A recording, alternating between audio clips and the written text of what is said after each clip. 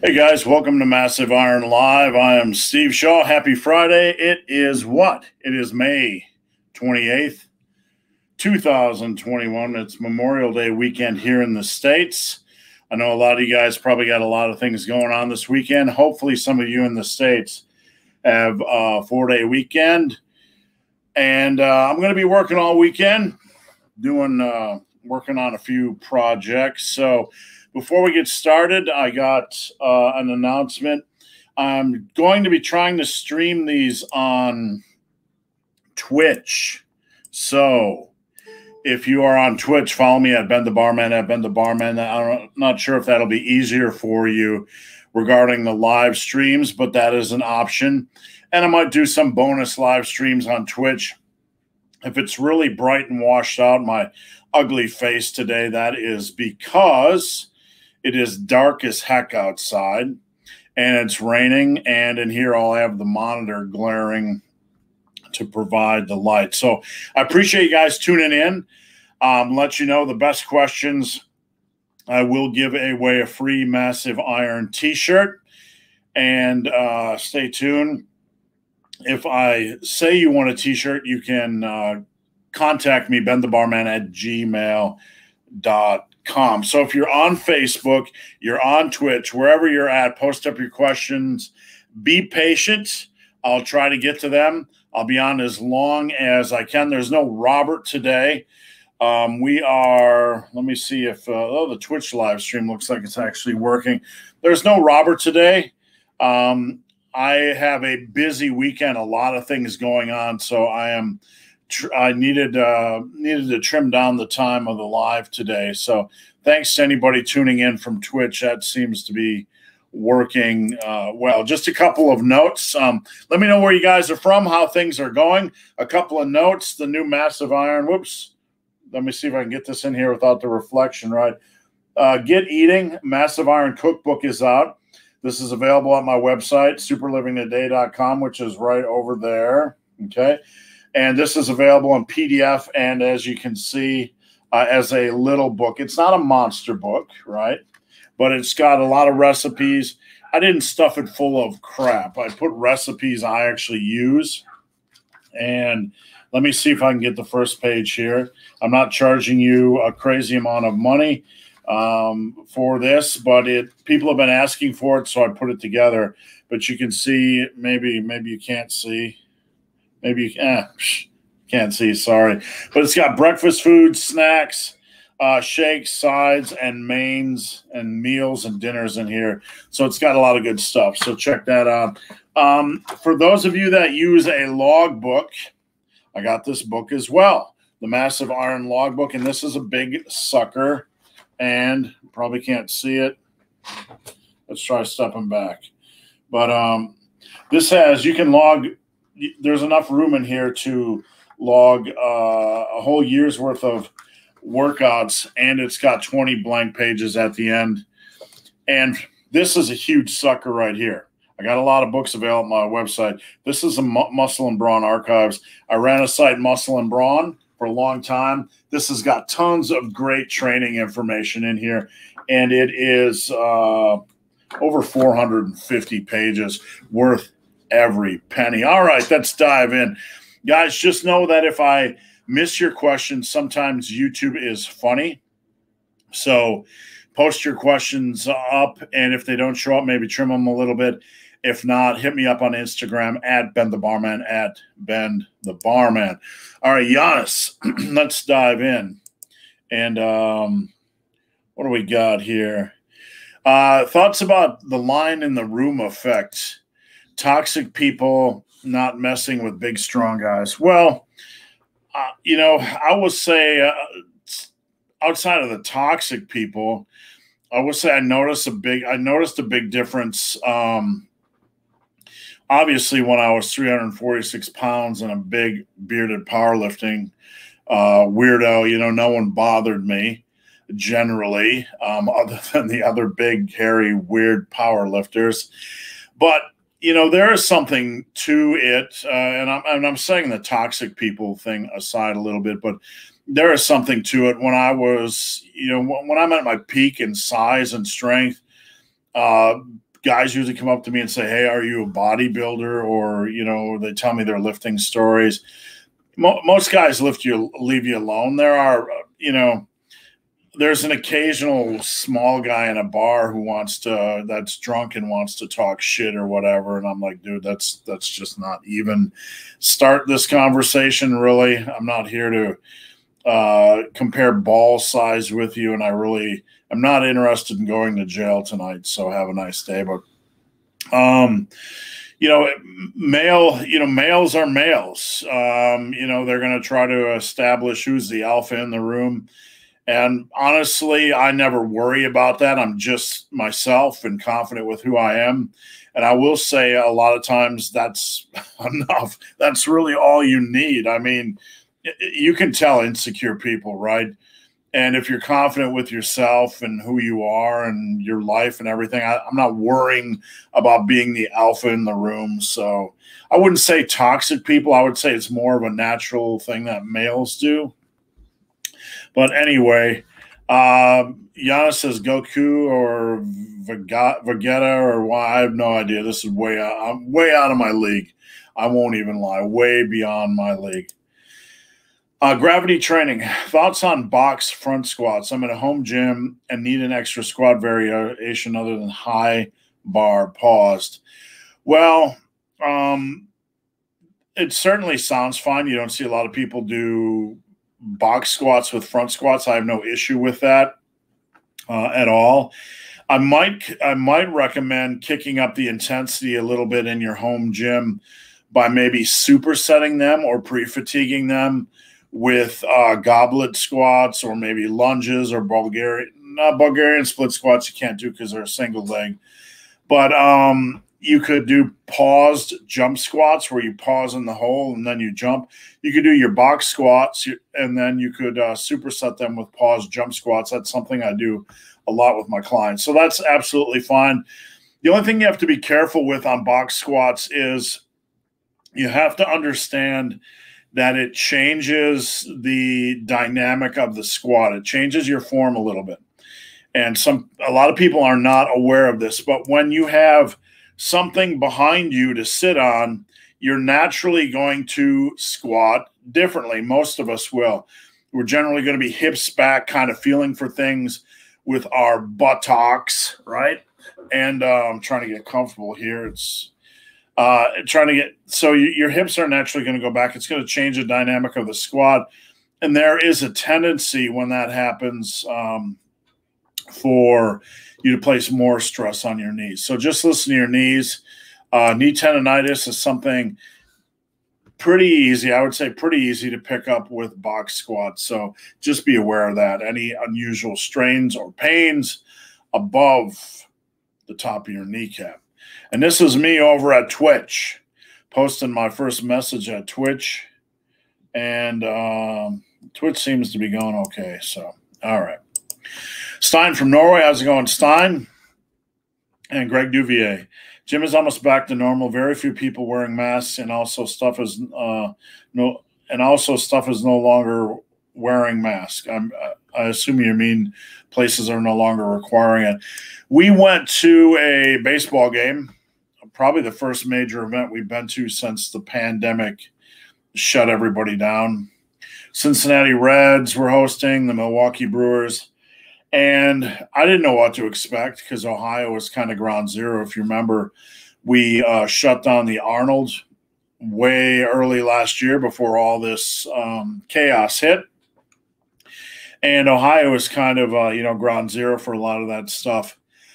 But we went to the ball game. I expected them to be like, put on your mask to enter, all this kind of good stuff. But there was very few people with masks on at all at the ball game. So things kind of felt a little bit normal. Sin Ack, morning from NC. While cutting, several exercises I had at 7 and 9 rep counts have now become a struggle to hit 5 to 6. Should I keep the same weight or keep fighting? If you're cutting, there's a good chance you're going to lose some strength. And if you're losing reps on lift, it's probably best to drop the weight. If I have a client that I want them to hit 7+ and they start dropping to 5 or 6, we'll start backing it off 5 pounds a week. That should be fine. But just remember, the point of a cut is to lose fat. If you lose a little bit of strength during a cut, there's a good chance you're going to get it back. So do not panic. All right. Doing all the talking myself today and probably going to jack myself up. I got extra caffeine. We got Monster Ultraviolet, which was preceded by the red and which will be followed by the green. Friday is my Monster Shenanigans Day, if you will. Dungeons and Dumbbells. Morning, guys. There's a possibility of gyms opening in Montreal. Hoping they actually stay open this time. I hope they do. Canada's been a huge source of frustration for me when it comes to clients, along with the UK. And I'm not passing judgment or making social commentary on masks.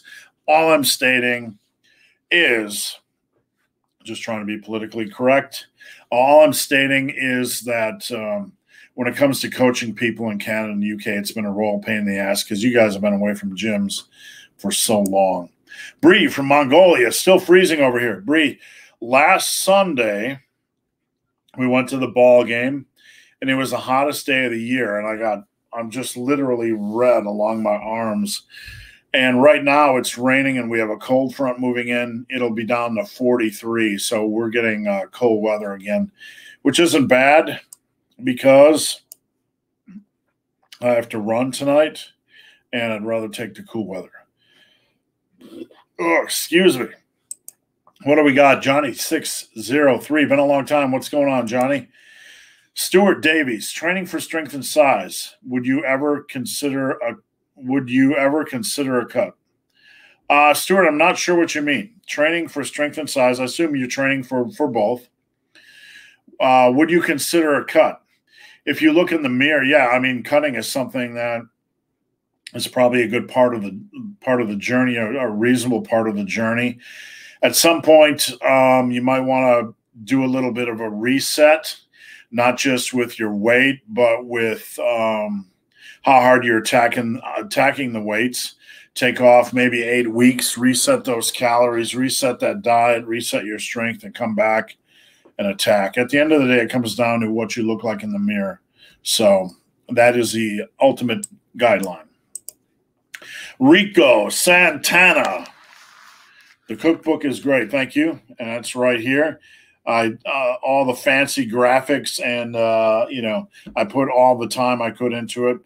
I do everything myself, and I don't make everything fancy. I don't have time for it. Content, I mean, you guys know that. That's the way this channel is. I don't do any editing.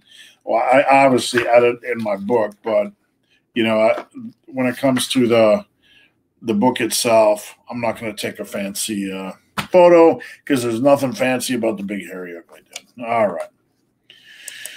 What do we got here? Cheers from Athens, Georgia. Big hairy ugly dude. Cheers. One thing I forgot is that I'm going to be announcing that I'm taking on some new clients. We're about halfway through the year. You guys know I rarely ever mention my coaching services, but I am going to kick it up a notch. What I'm going to be doing is announcing this weekend sometime that I'm going to be taking on new clients. I'm only going to be taking on 5, so you guys have the advantage. If you guys are interested, you can hop on. Head over to my website, superlivingtoday.com. There's a coaching tab. Just go with the muscle and strength coaching or the fat loss coaching. It's $80 a month. No bullshit, no cookie cutter stuff. I'm with my clients every single day. I set you up a program. We set up a phone call. I talk to you about your goals. And then we set up a program. Then we set up a diet plan of attack.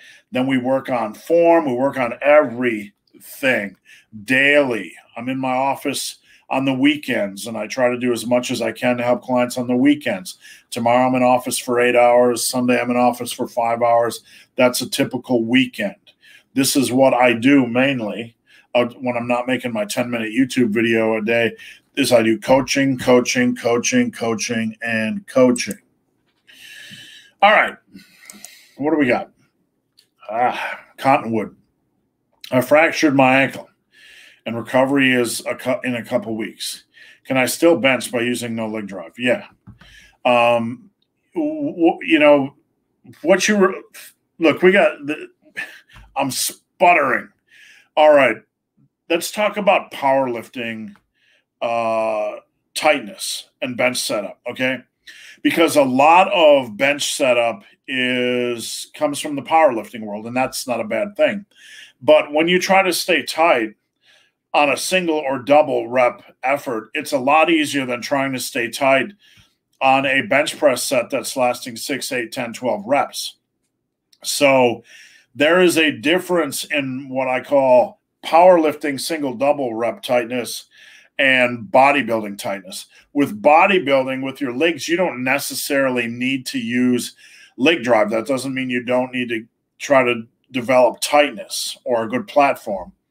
On benching, you want to put your feet down and then not press them down, like not trying to push them through the floor, but put them down and then try to spread the floor gently. It doesn't have to be something ridiculous, but this will help you keep your legs tight, and I don't think that'll put a lot of pressure on your ankles. Even so, if your upper body is nice and set up and you know you're controlling the weight, you can absolutely bench. You don't need leg drive to build muscle. You know, you can just set up a nice quality platform as best as you can, control the weight, and you'll be absolutely fine. How do I find maintenance calories? I've been staying at 2,400 calories, but still feel crabby. Well, you got to separate your emotions, Sam, with the scale. I mean, I am at 2,000 calories. I'm losing weight.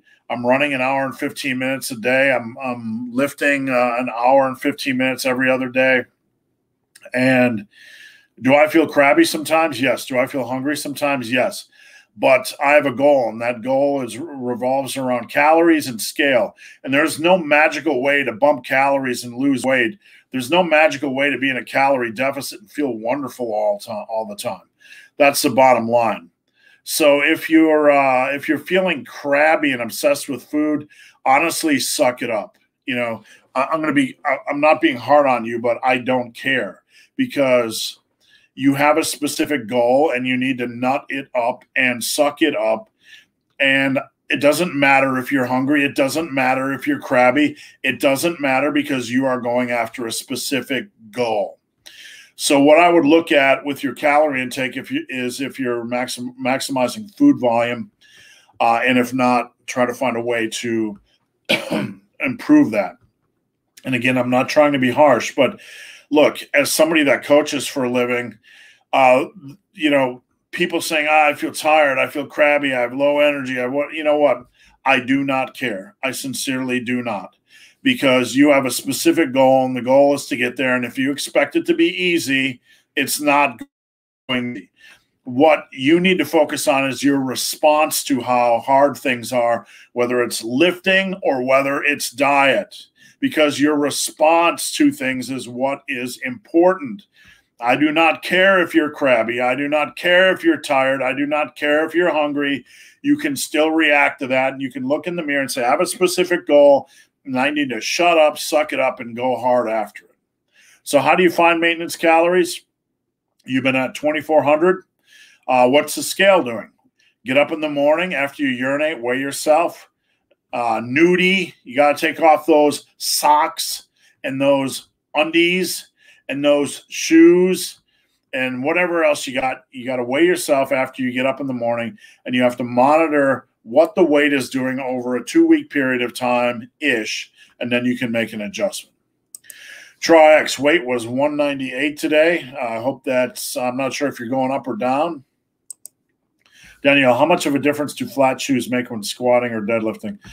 Squatting is a different beast than deadlifting. So when it comes to deadlifting, you want to deadlift flat-footed.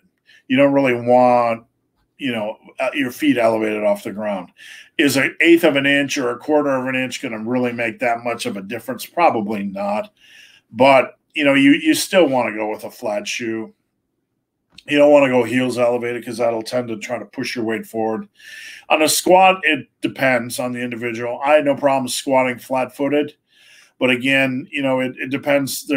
It depends on limb lengths and things like that. You know, your height and if you're built to squat. So squatting, it really comes down to having somebody look at your squat and make a good assessment. Mike, you should put pictures of each recipe in the cookbook. Not going to happen, but I appreciate the feedback. I just don't have time. These are recipes. It's like an old school cookbook. There's no pictures in here. Whoop, there you go. I didn't have time to. I don't have time to take pictures, and I'm not, you know, trying to be hard to get along with. But it just would take me way too long to make each recipe, and I'm getting old. I got to get the content out. So, is what it is. Twitch stream looked good. I recently bought your Massive Iron book and creatine as well. I appreciate your support of Massive Iron creatine. We are putting in our order. Here's creatine plus. We're putting in our order for another round of 200 units. We're almost sold out. If you guys want some, get it now this weekend. I'm going to try. We should be out by this weekend. So if you want Massive Creatine Plus, stock up now, please.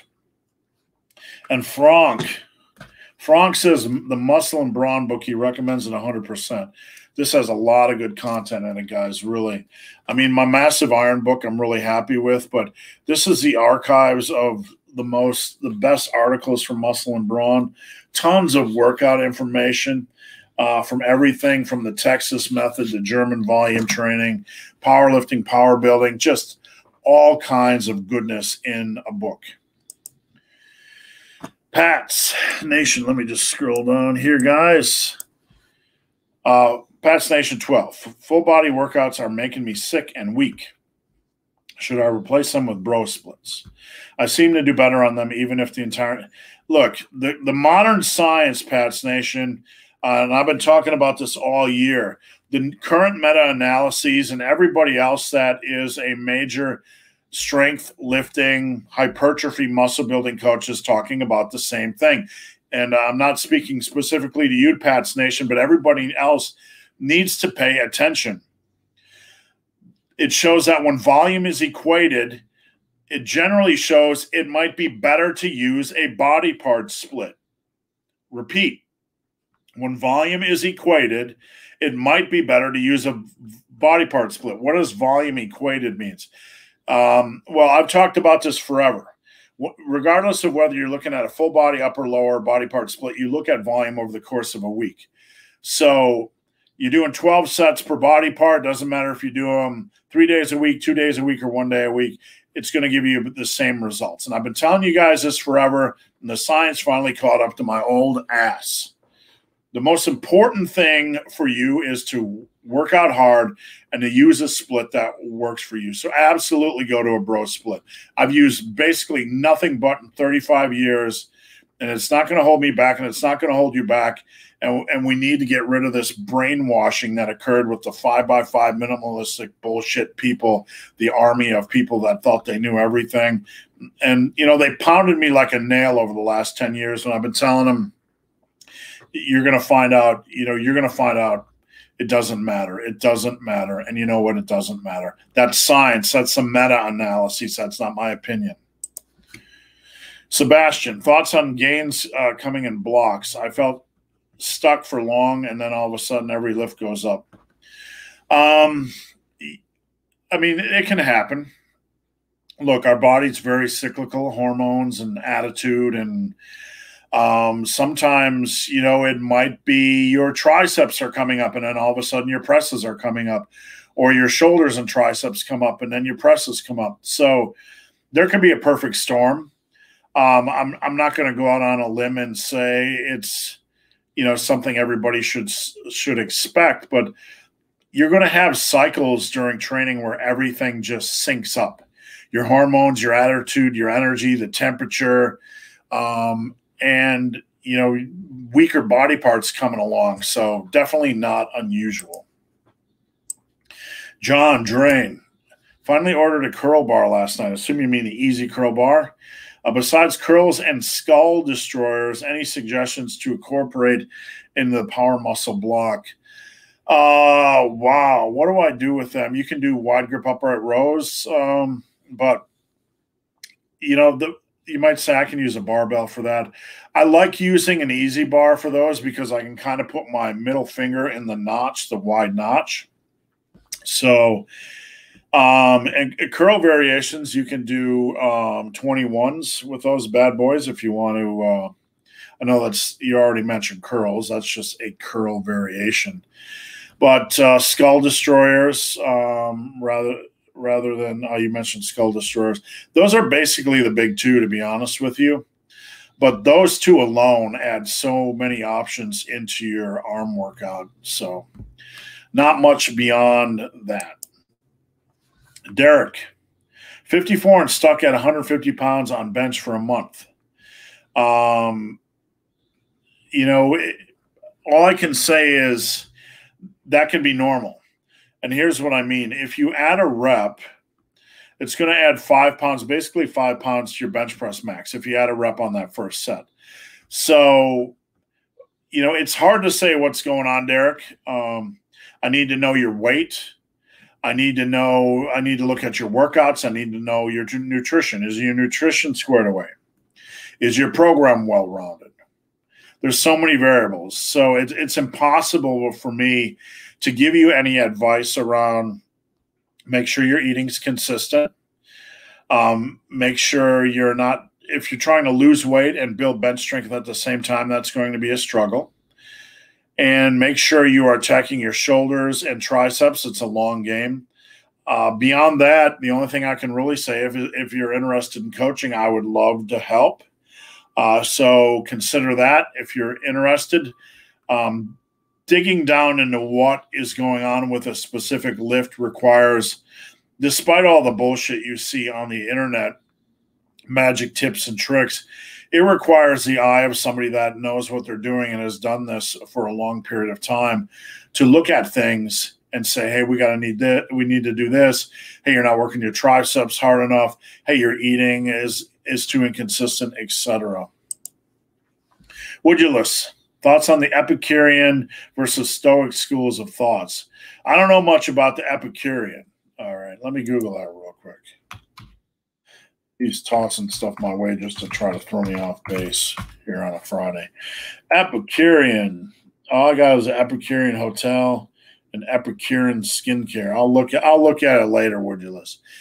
Stoicism I just like because it, and I'm not a fanatic, but it just kind of focuses me on what's important in life.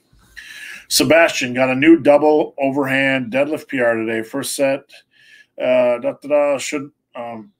The question I have for you, Sebastian, is why are you doing a heavier set for your second set? That should be your first set. You kind of want to do your heaviest set first on deadlift and then decrease weight as you pick up some lower back fatigue. Sorry to derail it. Congratulations on the PR, but you should switch those around a little bit. Let me check the old 1 rep max calculator. Let me check the old 1 rep max calculator. I'm going to pull that up on the screen share. And 1 second, guys. All right. So you hit 135. We'll plug in 135, and we got kgs here. 10. And that gives you an approximate 180 kg 1 rep max. So is it worth actually attempting? Well, I don't know. You could your strength level is already there. The question is, do you feel compelled to prove it to yourself? If you do, don't just go in and rip off a 1 rep max. Be smart about it. Have a proper warm up, and make sure you're not fatigued. You want to go in as fresh as possible, and that means a full body. When I help somebody test a 1 rep max, we have a specific peaking protocol. So they go in fresh and they go in ready to go. So I'm not a big fan of attempting my 1 rep maxes. That's just my personal opinion. I trained for 25 years without attempting a max. I didn't know what a max is and don't really care.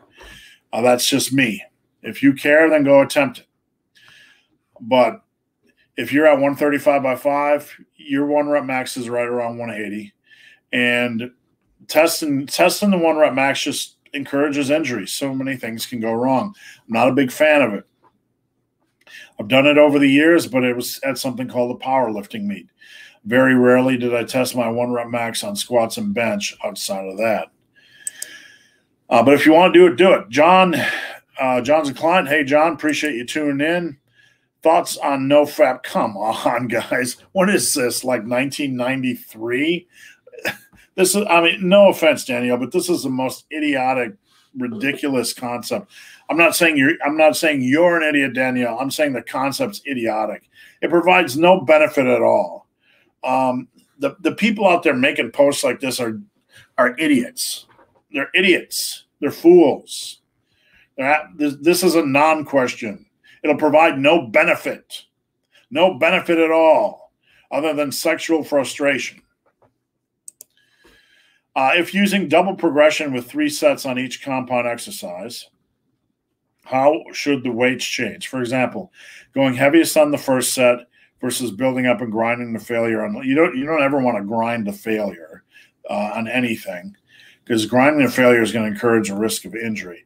Double progression is basically increasing something like volume and then increasing weight. So you might start with 155 on bench for 2 sets of 10, and then work up to 3 sets of 10, and then work up to 4 sets of 10, and work up to 5 sets of 10, and then move up in weight. That's kind of what double progression would look like in a stupid, simple way. And you don't need to grind to failure. So the best way, if you're going to do something like that, is probably to take the last set for as many quality reps as you can, just as a tester. Greg Duvier, staff is no longer wearing masks. And what's up? Look who is in the house, Jay Lenz. A long time ago in a land far away when I lived in Wisconsin, I trained with Jay a few times, more than a few times. He is one of the old school crew, so it's good to see you. All right, I got to have some caffeine before this one. There's a really cute girl in my school. Should I ask her out? Yes. What do you got to lose? I mean, what do you have to lose? Ask her out. If she mocks you, who gives a shit? There's like 2 billion other women your age out there. Play the numbers game. And just know that if she's cute, there's 2 million other cute girls out there. So don't, the thing you got to understand is, like, if somebody doesn't say yes, you should be happy about that, because that person's not right for you. Play the numbers, move on to the next one. Don't get depressed. Don't think it's a reflection of you. Just move on to the next one, right? To the next one, to the next one. And there's no downside. That person will forget you in like 2 weeks. By the way, my numbers are 1, 2, 3, 4 on the overhead. Good. Those are good numbers. Well done. Amanda P. How do I perform 100 lunges? Am I supposed to add weight? What you do is you want to do about 50 per leg. The rest pause style. So ease into them. And, don't push your body. It might take 2 to 3 weeks to get used to them. But once you get to the point where 2 to 3 weeks of body weight lunges, it feels pretty good, like feels pretty manageable, then you probably want to either hold a dumbbell at your chest, like a goblet squat. Like when you hold dumbbells at your side, they're going to get some sway, and they're going to kind of sway forward. And I don't personally like the feeling it gives my knees, like that extra stress. I would prefer to hold the weight like a goblet squat, or to put on a weight vest. But if you do this, go slow. When it comes to people adding weight to body weight exercises, they want to rush in and go from 0 to 25 on like body weight chin-ups or dips or even lunges. When I say go slow, add 5 pounds. Okay.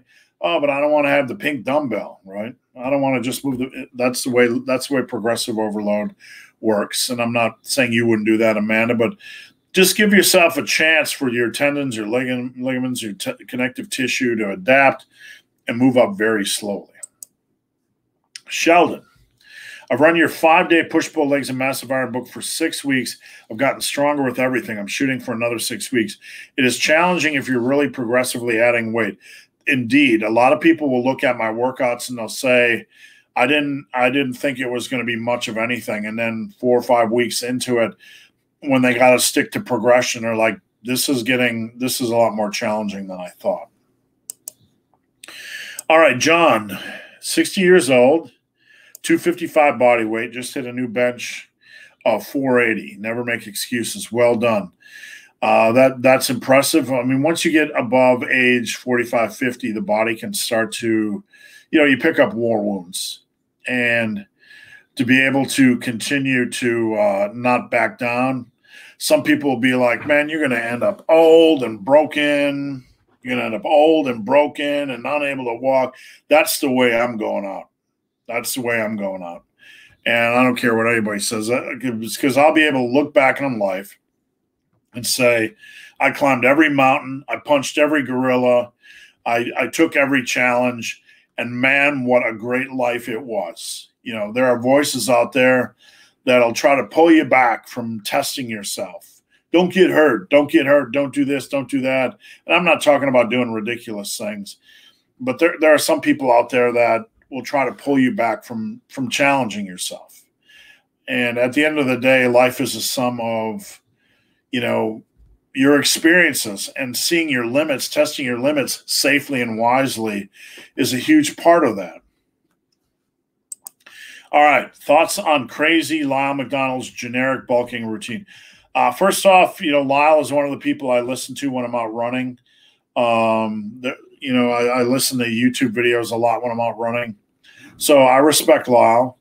Lyle is a smart man, and Lyle is somebody that'll tell it like it is, even if you don't like it. One thing I'll say is, number one, Lyle's programs aren't as good as mine because I like mine because I made them. So go over to my website, superlivingtheday.com, and get my routines. I would appreciate it. If any of you guys are watching, and look, you guys know I always give you honest opinions on other people's routines, but I would really appreciate if you guys would try my routines because I believe in them. I've spent my life studying the routines of other people. I've spent my life working with people, and I've gotten a lot of feedback. I continue to evolve my routines, so please check them out. Lyle McDonald's workouts. They focus you on good quality work. They focus you on progressive overload. And those 2 steps forward will help anybody. But if you are already working hard and already focused on progressive overload, it could actually be a step back in volume. Stein M, when will the +1 book be out? Muscle and Brawn Massive R is awesome. We're getting there, Stein. I'm actually working right now on reworking all of the workouts from the Massive Iron book and modernizing them because they're 6-7 years old. So I'm updating them a little bit. That's my project right now. I'm hoping to have that done by this weekend. That's not going to be a full ebook. That's just going to be a little PDF addendum, but watch for that. When should we switch to a body part split? Anytime you want to, really. I mean, when I start working with my clients, I ask them what type of workout they prefer because I want to know how they prefer to lift, what they enjoy, because enjoyment is a big thing, a huge aspect of success. But if you want to try a body part split, just let me know, and we can start one ASAP. All right, let me crush some caffeine here. All right. What do we got on the old Twitcherooski? Not much. 7 followers. It's our first day. We'll get there.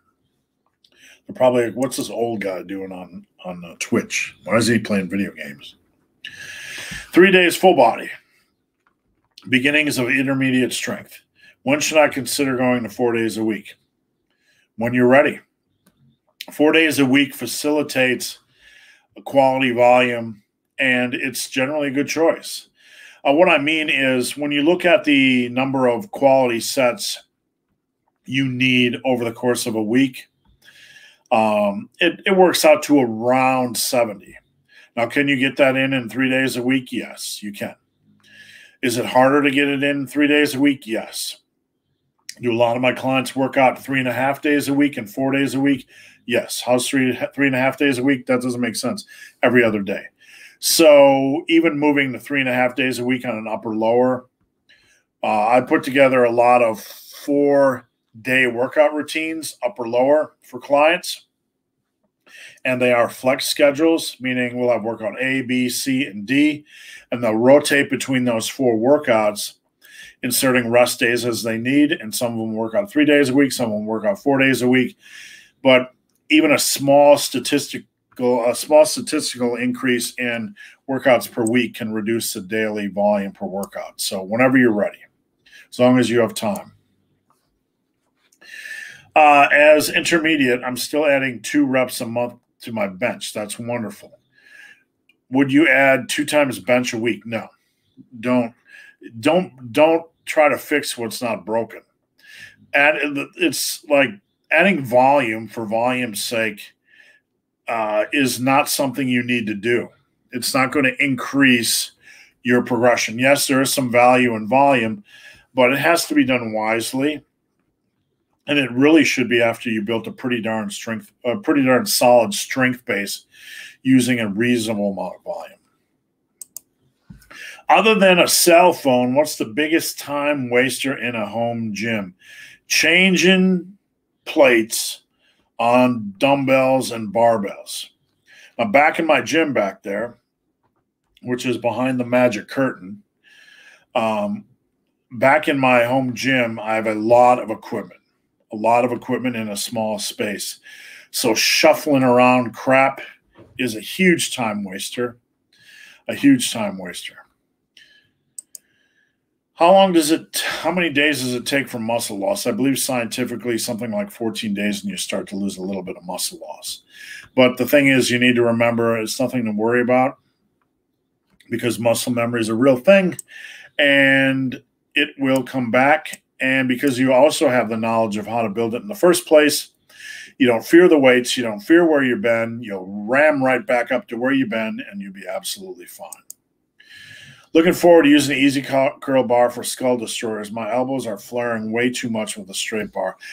A straight bar, even though it's we have the cult of barbells in lifting, a straight bar can put a lot of extra stress on the joints, especially if you use it exclusively. So working in dumbbells and other forms of bars can really, really help. Is there a chance you'll do a video on the old man's routine? That's a really good question. And that's a routine. I wrote that like 13 years ago. I probably need to revisit that. It'd be a really good program for me to revisit.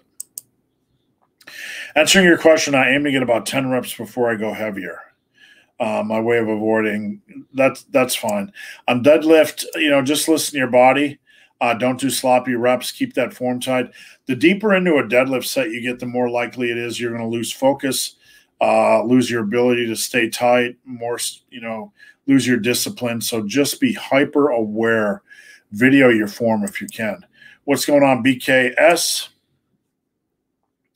How many days does it take for stamina loss? I would imagine about the same as it takes for muscle loss.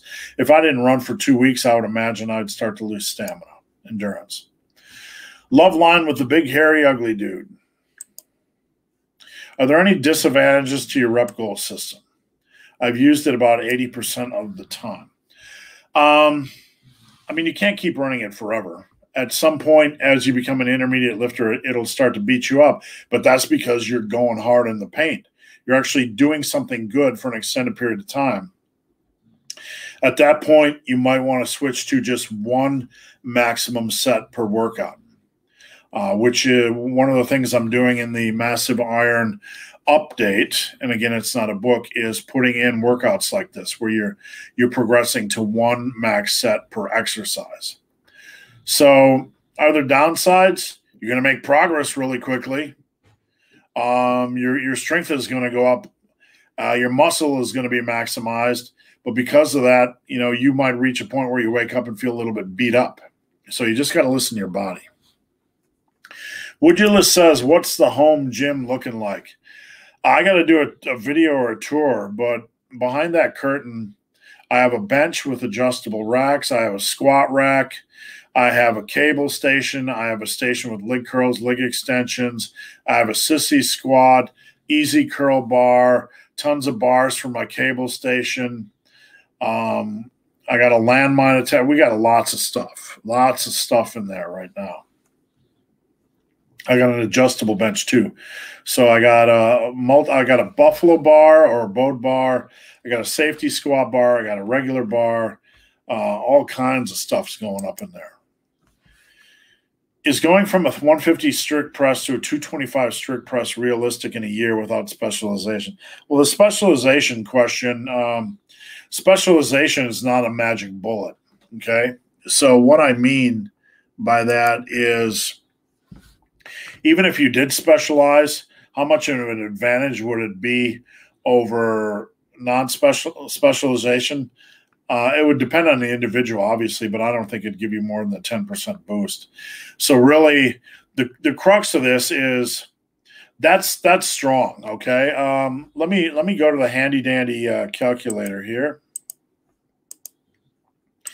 and we're gonna go to pounds, and so we're gonna look at let's see, 135. How many? 5 reps at 135 is 151. Okay, so that's close. So let's say 135 by 5. Let's say you're at 135 by 5. What would you need to get up for 5 reps to get to 225? 200. So you need to gain 65 pounds on the bar. 65 pounds to your strict press will be basically one workout. Let's just say one workout a week. You would have to gain about, a +1 every 3rd week. It's possible if you're eating right and you're training hard, but a lot of people struggle on the overhead press. So I don't think it's a realistic goal for 1 year in any case, to be honest. I don't have a lot of clients with the 225 press.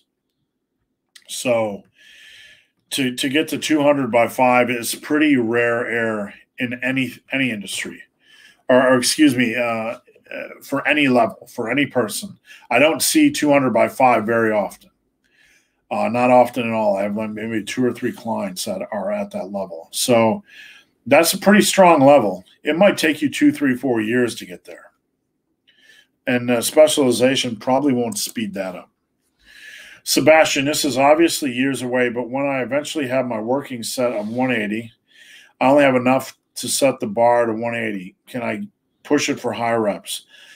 Well, if you get to look, we're going to get the handy dandy calculator back out here because I want to show you guys something. Okay, so we're going to change this to kilos. And if you're doing 180 kilos for 1 rep, and then you increase it to 15, your max is going to go from 180 to 270 kilos, okay? That's a 90 kilogram increase. If it goes up to 20, it is 120 kilos. That's that's deadlifting 660 pounds. You can absolutely get a lot of leg room with that weight. And you don't have to just do straight sets where you're doing, going from 1 to 15. You can start to work up on, you can start to creep up with 130 by 5 rep sets or whatever, and just, creeping on up until you get to 180 by 5s. And then you can start 180 by 6s. And then from there, the sky's the limit. Did I miss something? Dave, spray paint the pink dumbbells a manly color like magenta. Yeah, like magenta. Or lime green, hunter green. Camouflage. Pork meat. Elbow seems to be the most common issue people run into. How do you approach training with elbow pain? Well, it really depends on the nature of elbow pain. The most common issue is elbow tendonitis. And I tell people over and over again to get VersaGrips, and most people are listening. So that is the most common form of injury for the serious lifter, other than the minor lower back strain that comes from poopy squats and deadlifts. Poopy, you know who you are if you have a poopy squat or deadlift. So elbow tendonitis, get VersaGrip Pros, VersaGrip Pros, VersaGrip Pros. All right, let's have some green juice.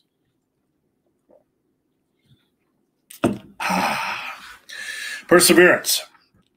Hey, big, hairy, ugly dude. Been over a year since I've been back to your channel.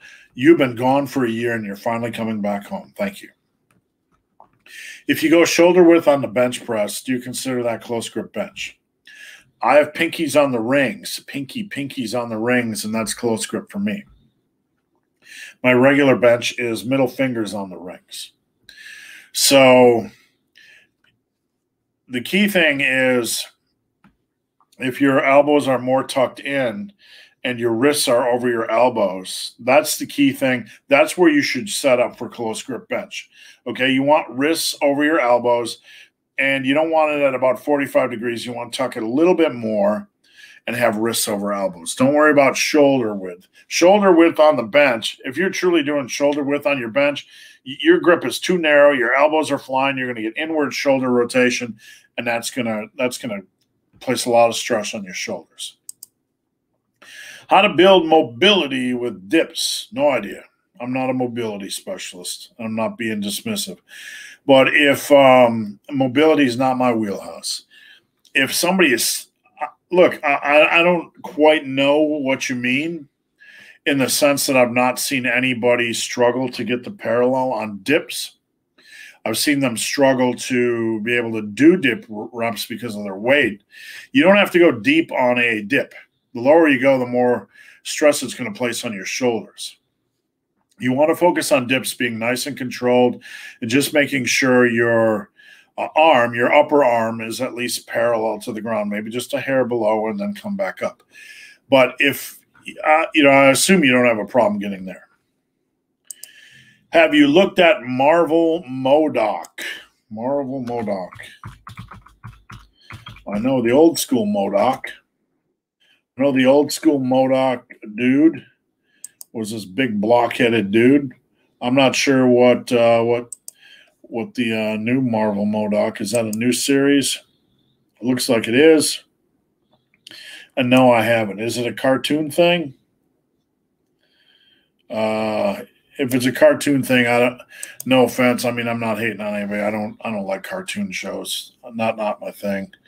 I don't care about The Simpsons or Family Guy or any of the just nothing I'd want to watch. They're all like fingernails on the chalkboard to me. Armand, nice. Thanks. Tuning in from India. Appreciate you joining me. If a barbell is called a long bar, why aren't dumbbells called short bars? Well, they are now, John. You just coined the phrase. I've never heard anybody call a barbell a long bar before, so I'm not sure who's doing that. Maybe there's one or two lifters somewhere out there that are doing that, but that's new to me, and I've been around forever. Never once in a gym did I have somebody say, get the long bar. Awesome channel. Thank you, Nathan. What's going on? Hello. Glad to have you here. You have the most controversial avatar in the history of avatar politics. I posted a meme like 5 years ago using that frog guy. And now I guess, some of the more it's associated with more conservative politics. But I posted a meme 5 years ago using that frog. And Facebook or Instagram gave me a warning saying I had a post that had to do with hate speech. Like it was a lifting meme with that stupid frog from like 5 years ago. All right, Beef Lewis. Lightly touch and go deads. No touch and go deads ever. No. Going to the corner of shame and come back when you've repented. Never. People do not know how to get set up properly for deadlifts to begin with. Your weight has to be on your heels. You have to pull your hips down so you can load your glutes and hamstrings and hips a little bit, and make sure you're in a good leverage position to start. Touch and go have no general quality setup, no consistency in reps. It's just going to place extra stress on your lower back. The only way I've done it maybe twice. I was when I was deadlifting close to 660, 700 pounds, and I was doing maybe some touch and goes with 300. The only reason I was doing that is because I knew it wouldn't beat up my body because I could deadlift 600. But still, I knew they weren't a wise thing. Touch and goes need to die. They don't exist, and nobody should ever do them. So saith the big, hairy, ugly dude. Is bench press a must? No. For chest, you would be better off if you just want hypertrophy. You could focus completely on dumbbell bench variations and dips, push-ups, machine chest press, and your favorite isolation of choice. Nigel, Devon Larratt versus Michael Todd. No idea who any of those guys are, but they should be watching my channel. Who is Devon Larratt? Who is Devon? Is that like some arm wrestling dude? I don't know. They want to know who would win versus Devon Larratt versus Michael Todd. Who's your pick? Devon Larry. Devon Larry. Larry or Larratt or I have no idea. I don't know. Bubba. Michael. He would win. Bubba would win. Yeah. Who's Michael Todd? I don't follow arm wrestling. Not that I hate it or anything. What do we follow? You or me? I mean, the only thing we do is watch movies, run. You watch baseball. I watch baseball, but what do we do outside of that? Not much. Work out, run, work. Watch baseball. Yes. Play Rocket League. Play with puppies. I play Rocket League a little bit. Enough to know my wife. No, but I have no idea who that is. So. Just a reminder, guys, the best question. Thank you, baby, for that. She brought me a backup just in case I was struggling. Best question is going to get a Massive Iron t-shirt. I have no idea, Nigel. I'm not being dismissive. I just don't know. Rep goal system is a little bit too hard, but for me, it works best. It is hard, and that's kind of, it's not going to be for everybody because it's tough. My first 2 years of training, I took every set in the gym for as many quality reps as I could. You might only be able to do 2 sets per exercise, but it's definitely tough. How do you approach training with shoulder pain? Well, it depends on the nature of shoulder pain. Strains are kind of part and parcel of what we do, and strain management is part of the process. With that said, there's a difference between a strain and a pain, and I need to know if it's a strain or a pain. If you have a pain, it depends on the nature of the pain. If it's a sharp pain, dull pain, annoying pain, you might just need to take a deload or something like that. Raylo, creatine monohydrate gave me acne and I stopped using it. That's a hormonal thing. I really don't. I mean, physiologically, there could be some weird reaction to creatine, but I don't know about that one. I don't know. Were you just taking it straight creatine or in a pre-workout? There's nothing to replace it. And there's no scientific information to say it can give anybody acne. I'm not saying you didn't get acne, but it might have been some junk product. I'd be curious to see what you use. But honestly, there's nothing that can replace creatine. If you want to try our creatine, Massive Creatine Plus, give it a whirl. But I don't know. There could have been some crap creatine that was old but stuff like that really isn't going to give you acne. Acne comes from other kind of mechanisms, so I really don't know what to tell you there. Sammy, 145 by 6 standing OHP, 200 by 6 flat bench 160 pounds body weight. Getting back into training, is the ratio off? No, it looks pretty reasonable. What's weak? Nothing's weak. The only thing that's weak is the fact that you're getting back into training. I don't, consistency. I can't assume why you got off training. Perhaps it was, the lockdowns or away from gyms or whatever. The only thing I could say is the only weakness there is that you weren't training. And again, if that wasn't by choice, hey, I completely get it. But just remain consistent. Your numbers are perfectly fine. I basically a 3-to-4 ratio is fine. A 3-to-4 ratio or 70% is fine. So you're right there at about 70%. If I grip correctly, my last 2 reps on the deadlift tend to finish not at complete lockout, but somewhere above the knee. This allows me to do 2 more reps without running it back. If I grip correctly, my last 2 reps tend to finish not at complete lockout.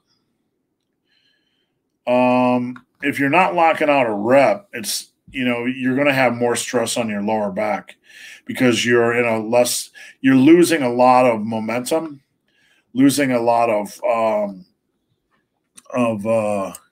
power.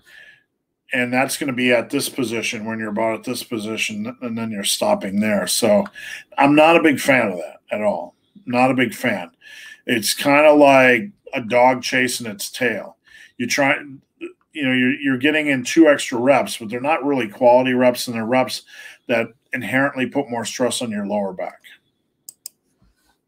Barbell and dumbbell are translated to long bar and short bar in German. Okay. Maybe that's where he got it from. That would make sense. Let me get out my German to English handy-dandy calculator. Let's see what we got here.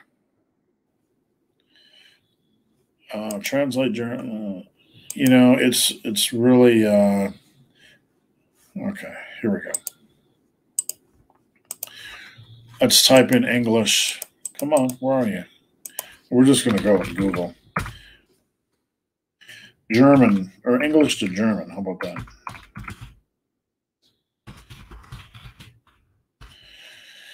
English to German. Okay, what do we got here? Text. Barbell. Whoops. Handle.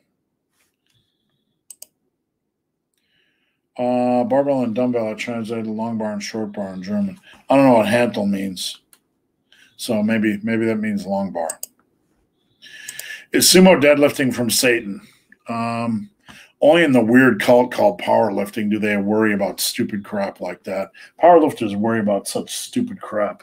I mean, seriously, as a group, there's no group greater than powerlifters that'll just whine about stupid crap that impacts nobody in the real world. Flex. Thank you. On all my accounts had 400 subs, none today. Not sure what you mean. Buffering, thank you. Devon is greater than Michael. I guess that's for the, I don't even know what that is. I'm assuming that's arm wrestling. I want the T, please. I want the T, please. Oh, the T-shirt. Okay. I thought you were asking me to teabag you or something. Angles to film lifts. Good question. And that's for critique or review. Deadlift 100% from the side because the side tells you everything in the deadlift. If I get a front view on the deadlift, I ask for a side. I can see whether they're pulling themselves down, where their weight distribution is, where their foot position is relative to the bar, where their shoulder is relative to the bar. I can see whether their head is moving around during reps, etc. So 100% on the deadlift is from a side view. For the squat, I like to rotate between side and front because front will allow me to see foot angle and knee angle, and side I get to kind of see. A lot of times from the front, people will prop it up so you're looking up, and it messes with your perception of how deep they're going. So I like to get a side view as well. Bench doesn't really matter. GeoPower, just want to say thank you. Appreciate it. Thank you for the donation. You guys, we're about an hour in, and continue to post up questions. I'll be on as long as I have questions. Things go by a lot more quickly without Robert. Not dissing Robert, but I'm just saying without two people chiming in. So normally these lives take about 2 hours. Today might cap out at an hour and a half, or normally they take 3 hours. I might cap out an hour and a half just because it's just me. But I just want to encourage you guys, if you have questions, post them up now before we run out of time. All right, to reach your strength standards you mentioned, would you say you need to be passionate about lifting and make it your number one priority? Lifting isn't, let's put it this way, Danielle. Lifting is a priority, but it's not your number one priority. Like, lifting is only 4 hours out of your week. So there's a lot of things you can prioritize in life. It's not an either or. There are a lot of things you can prioritize in life and still prioritize lifting. As far as food, I mean, food, you just need to be consistent with your calorie intake and your protein intake. But obviously, you need to be passionate. That's the number one thing that separates those that succeed and those that you have the guys that are like, I want to look good, I want to bench 315. Those are the same guys that are kind of like, I want to win the lottery and I want to have a cool car. Look, everybody wants to have a cool car and a great looking partner and a nice house and all the things, but that doesn't mean shit. Okay. It's the people that put in the work that are passionate about. If you don't love what you're doing in the gym, you're never going to get anywhere. But I mean, number one priority, it has to be a major priority. Is there any limit or roof on strength standards? Absolutely. I mean, the strength standards, it gets harder and harder with time. And with time, you have to deal with injuries and beating up your body. So the deeper you go, the harder it gets. It's like climbing a mountain that continues to get steeper and steeper with every step, and more punishing and more perilous. So, there's a lot of fall away. There's a lot of casualties. But the strength standards continue to go up and up. But the strength standards for muscle building, general muscle building, those never need to change because they're going to be about the same. Let's see. What do we got here? Long hontle is barbell and Kerr's hontle is dumbbell. Gotcha. Beef McLewis. Sorry, I'm just adjusting things here. I have a bench, rack, a bar, and plates in the garage. Some reason the garage is a tougher workout than scoping chicks while sitting on a machine. Get you some of those Olympic handles. Olympic handles from Titan Fitness. You guys want to know something funny? You guys might think this is stupid and doesn't matter at all, okay? I'm going to show you something. Okay, so when I did when I did the barbell to, what does it mean in German? There's a picture that pops up here, okay? That's actually an image I made when I was at Muscle and Strength, Muscle and Brawn, literally probably 13 years ago. There's so many memes that I made back in the day, lifting memes. I don't think people realize it. One of the ways I grew Muscle and Brawn and Muscle and Strength back in the day was making lifting memes and motivation crap. And that, you can see the darkness around that picture. That's actually something I did on my phone like 13 or 14 years ago. So really odd to see a lot of the stuff I did way back in the day still floating around. What do we got here? I choose strong lifts to get back into the gym after a very long time, but I like your opinion. Strong lifts isn't a very good strength workout, and it's not a good muscle building workout. Check out my book, Massive Iron. You got 20 good programs. There's more of a focus on power building, which is strength and muscle. They're more well-rounded. Strong lifts is a junk program. And look, can you get results on strong lift? Yes. Is it the worst program out there right now that is put out and packaged to the mainstream? Yes, it absolutely is. Nigel, arm wrestling, heavyweight title match tonight. Did not know. So I will check that out. Pork meat, I saw you wanted to do a battle royal fitness YouTuber style, but which do you think would win? What I'm gonna do is the YouTubers. I asked everybody to comment on their favorite YouTubers this year. I'm gonna kind of take the top 8 and do some polls on my community on YouTube and kind of make a bracket and let you guys decide who is the top in 2021. I'm not going to put myself in there because that would be really awkward. Sammy, opinions on nucleus overload? No. Sammy, I appreciate you tuning in. This is not a jab at you, but I hate this topic. I hate it. Most people can't build muscle without nucleus overload. It's just an absolute waste of time. It's a waste of mental energy. You know, go check out the Strength Standards video I made. That's all you need. That's all anybody needs. This is way you can do. You can overthink this stuff till your eyes fall out, right? But it's like you do not need nucleus overload training. You do not need blood flow restriction. You do not need to hold one of your balls in your hands while doing a pinky twirl, dumbbell side lateral, nipple twirl, twist, all this kind of bullshit. The best advice I can give you guys is flush that stuff down the toilet.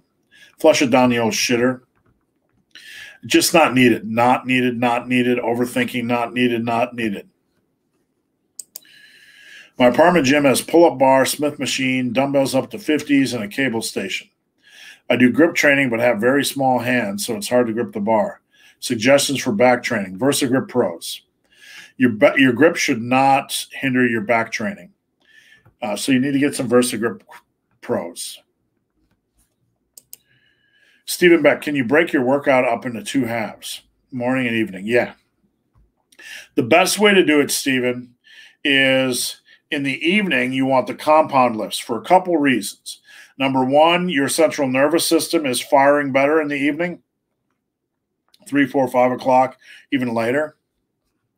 Do compounds at night.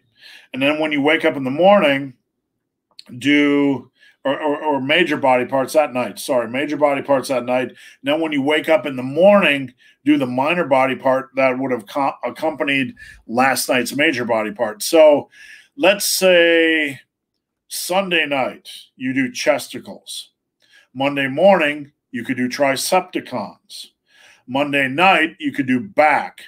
Tuesday morning, you could do bicepticons. You got to keep that rotation is kind of best. You just got to make sure that you're not deadlifting when your biceps are fatigued or doing your shoulders or chest when your triceps are fatigued.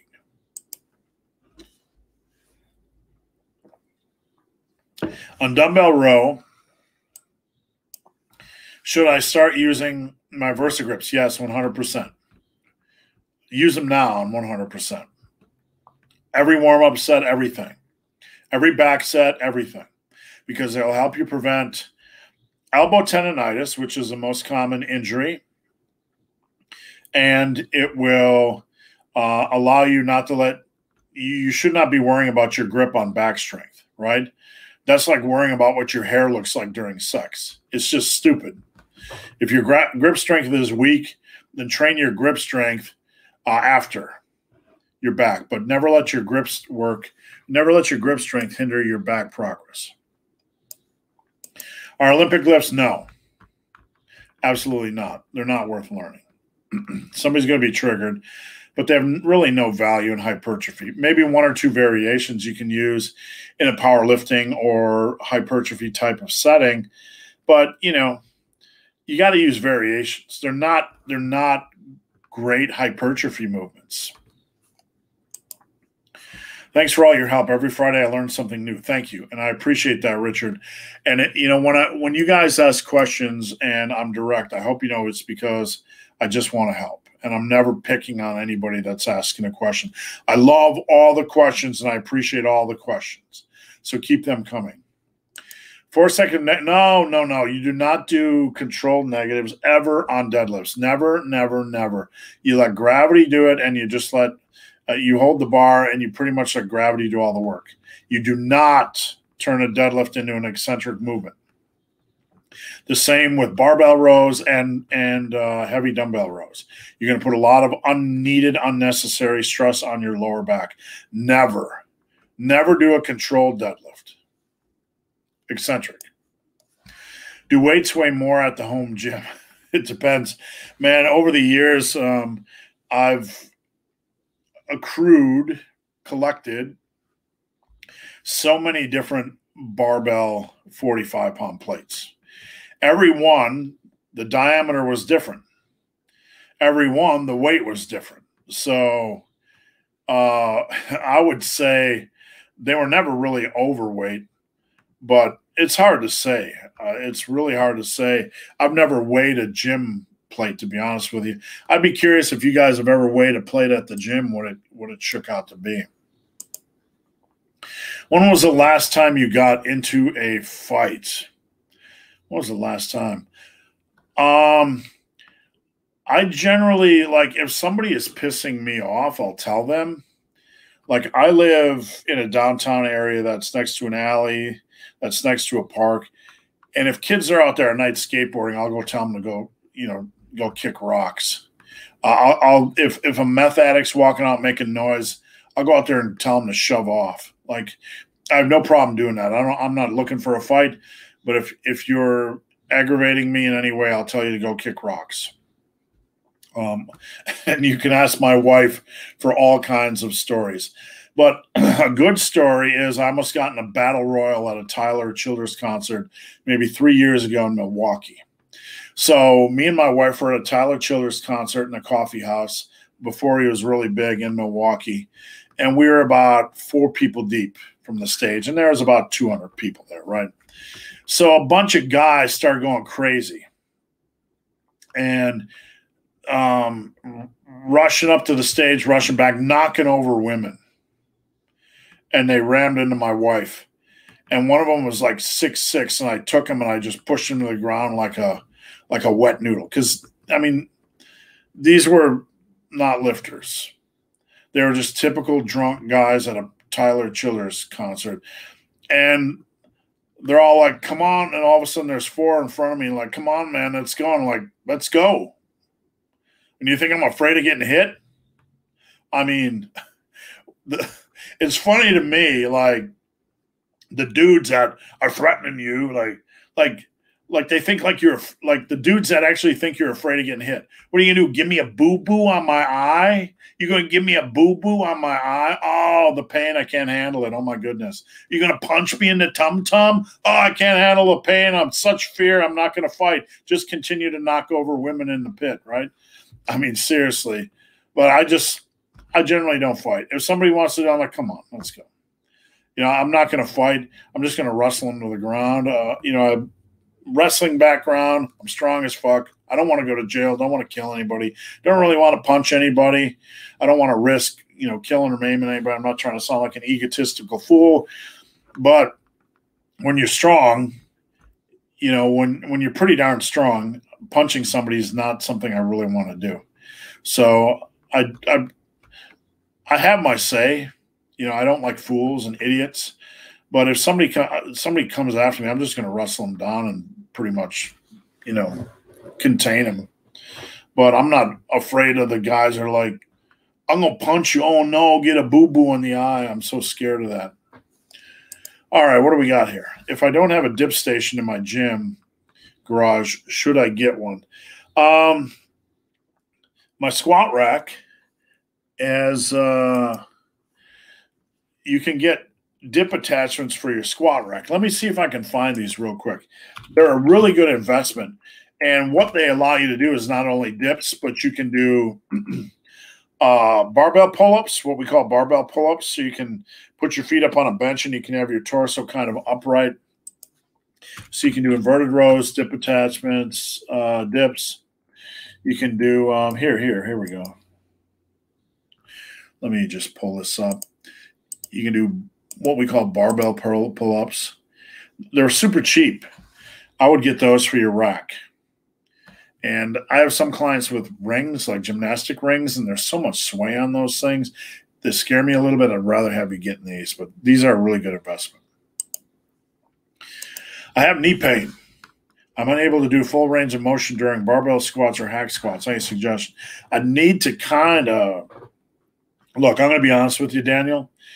Most people that have knee pain, it's because their squat sucks, not because. And most people that can't do a full range of motion is because their squat form sucks. So there's a couple things here in the equation which I'd need to look at your squat form first, because there's a good chance your squat form sucks, and that's causing the knee pain and the lack of full range of motion. So I don't know you from Adam, and I'm not trying to pick on you, but I would need to see a video, because that's the first thing we would have to look at. And you could send that video to me at benthebarman at gmail.com or on Instagram at benthebarman. Morgan Robert, doing full body because of time with kids and work. How many sets per muscle group for hypertrophy? Usually about 10 to 12 for major muscle group per week. 10's an okay starting point. Just make sure you're getting, even as low as 9, make sure you're getting the most out of those sets. Minor muscle groups, you can go as low as 4, maybe 4 to 6.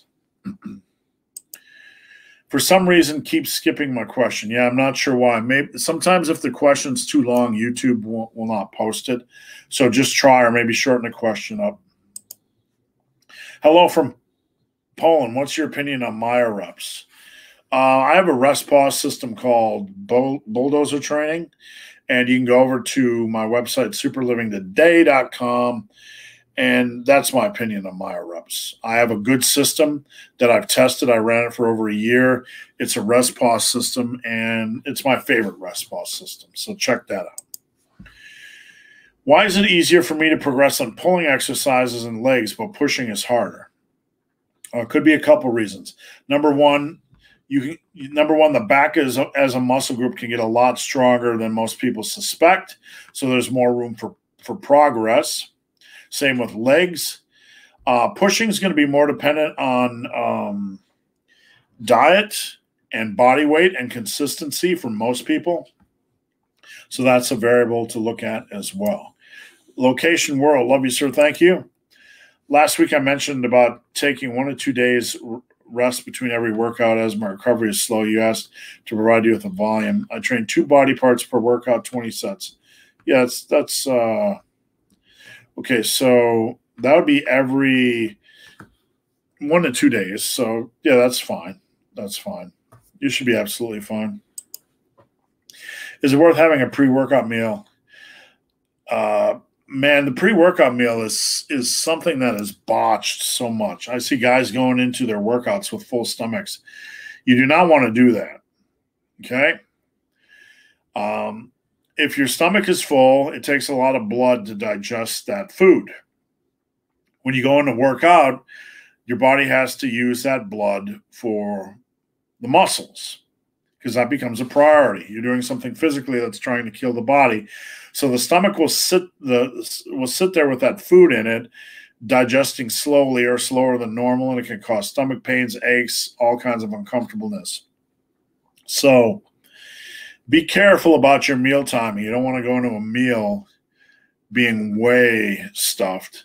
If you work out in the morning, that's the time of the day when you're least hydrated. So you want to make sure you get up and have some water straight out of the gate. 8, 10, 12 ounces, whatever. Get some water in your system and then start sipping on it during your workout. Do you need a meal? No. Half a banana, maybe half a scoop of whey, something quick and easy, 100, 150 calories just in your system to get some energy flowing. But generally, your body will be fine. You don't need a meal. Should you do both pull-downs and pull-ups in a workout, or just do pull-ups? It really depends on your structure. When it comes to back training, you have your deadlifts, you have your rows, you have your things like seated cable rows and machine rows. Then you have your vertical pulling, which is like pull-ups and lat pull-downs. The best thing to do is to rotate exercises. So you could start off with deadlifts, and then 1 week do barbell rows, the next week do dumbbell rows.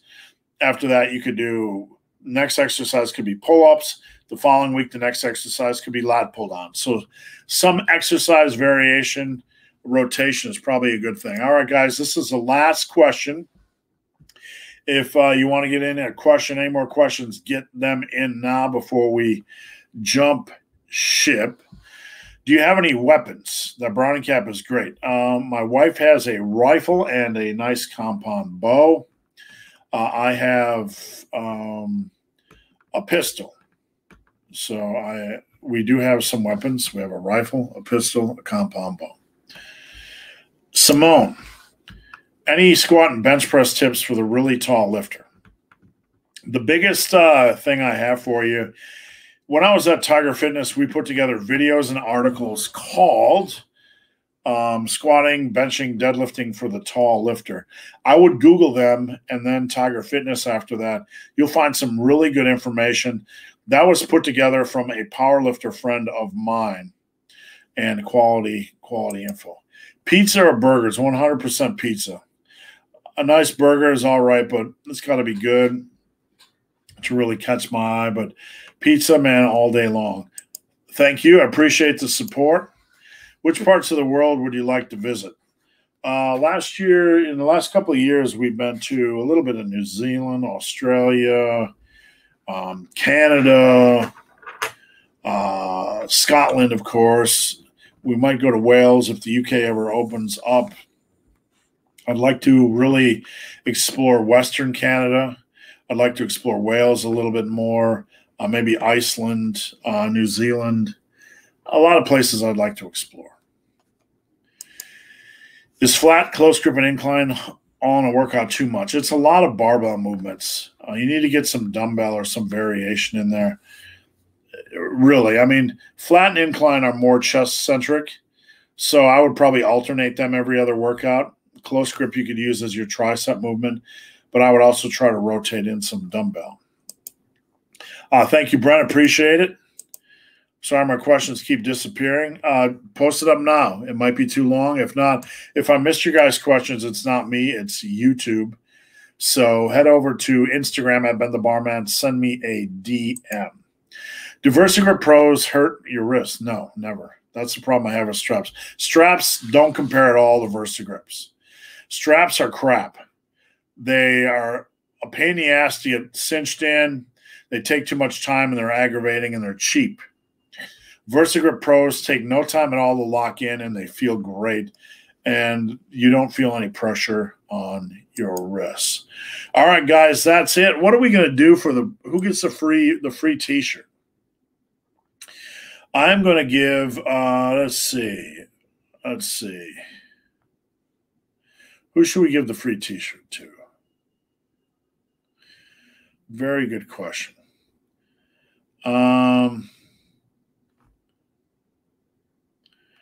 I'm going to go with Perseverance.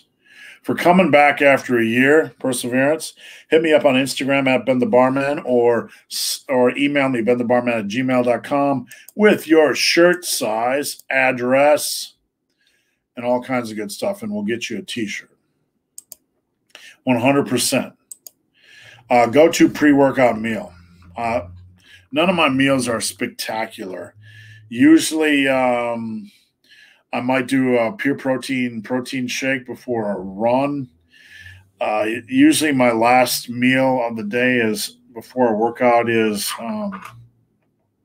200-300 calories of eggs with some veggies, like 2 to 3 hours before.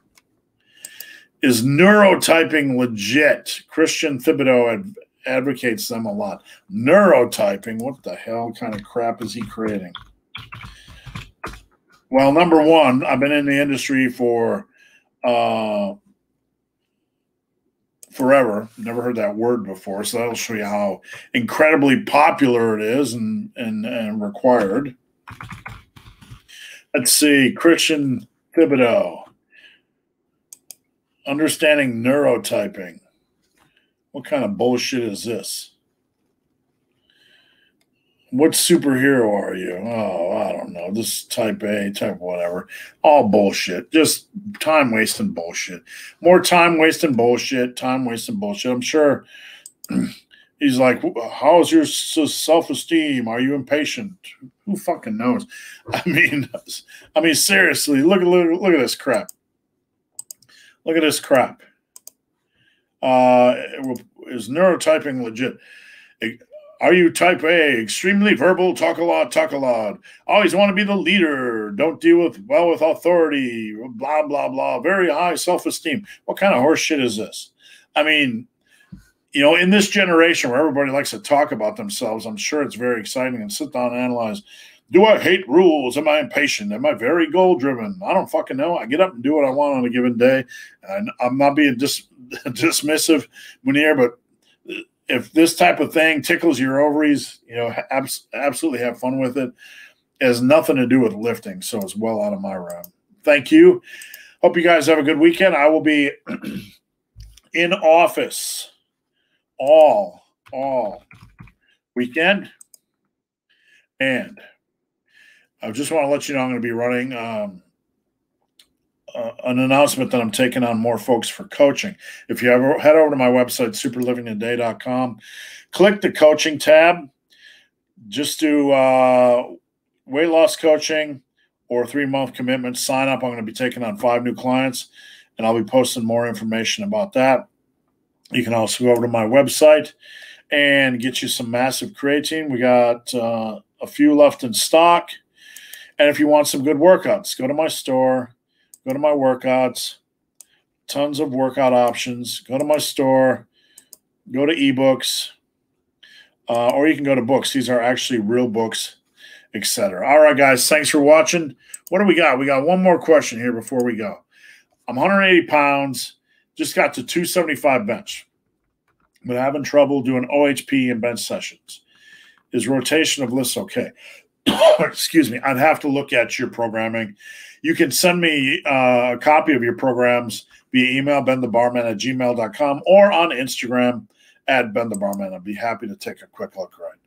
All right, guys. Thanks for watching. Have a great day.